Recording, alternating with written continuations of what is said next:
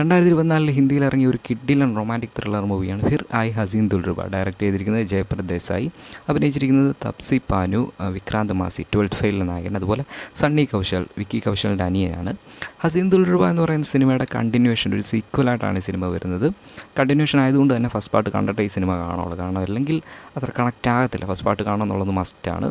First part അടിപൊളി ഒരു ത്രില്ലറാണ്. അതിൻ്റെ ക്ലൈമാക്സ് എന്ന് പറയുന്ന അവിടുത്തെ ട്വിസ്റ്റ് നമ്മൾ ഒരിക്കലും പ്രഡിക്റ്റ് ചെയ്യാം, പക്ഷെ നമ്മളൊരിക്കലും അങ്ങനെ വിചാരിക്കത്തില്ല, അങ്ങനത്തെ ഒരു സംഭവമാണ്. അതുപോലെ സെക്കൻഡ് പാർട്ടിലേക്ക് വരുമ്പോൾ ഒരു പുതിയ ലൈഫ് തുടങ്ങുന്ന ഭാര്യയും ഭർത്താവും വേറെ സ്ഥലത്ത് വന്ന് താമസിക്കുന്നു. ആ സമയത്ത് നടക്കുന്ന സംഭവങ്ങളൊക്കെ ബേസ് ചെയ്താണ് സെക്കൻഡ് പാർട്ടിൻ്റെ പ്ലോട്ട് എന്ന് പറയുന്നത്. ഇവിടെ ഒരു ട്രയാങ്കിൾ ലവ് സ്റ്റോറിയൊക്കെ ബേസ് ചെയ്താണ് ഈ സിനിമ പോയിരിക്കുന്നത്.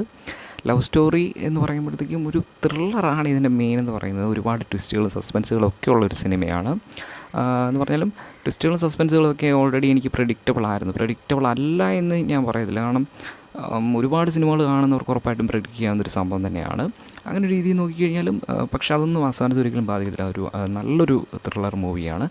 പിന്നെ ഫസ്റ്റ് പാർട്ടാണ് എനിക്ക് കുറച്ചും കൂടി എനിക്കിഷ്ടപ്പെട്ടത്, കാരണം അതിലെ എൻഡിങ് എന്ന് പറയുന്നത് ഒരു കിഡിലൻ എൻഡിങ് ആയിരുന്നു. അപ്പോൾ അതിൻ്റെ മുകളിൽ നിൽക്കുന്ന ഒരു രീതിയിലാണ് ഇത്. ഒരുപാട് ട്വിസ്റ്റുകളുണ്ടെന്നുള്ളതാണ് സെക്കൻഡ് പാർട്ടിൻ്റെ പ്രത്യേകത എന്ന് പറയുന്നത്. നല്ലൊരു സിനിമ തന്നെയാണ്.